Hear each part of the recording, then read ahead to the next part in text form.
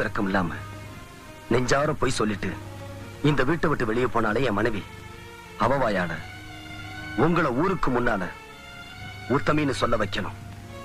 அது வரைக்கும் என் உயிரே போனாலும் சரி, உங்களை இந்த வீட்டை விட்டு வெளியே போக அனுமதிக்க மாட்டேன். அதையும் மீறி நீங்க போறதா இருந்தா என் பணத்தை தட்டிதான் போகணும்.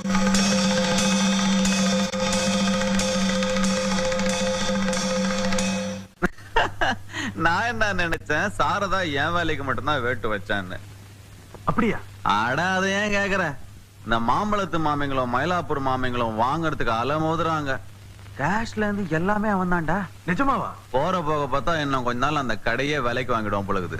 அவன் எப்படி விலைக்கு வாங்குறான்னு நான் பாத்துறேன்.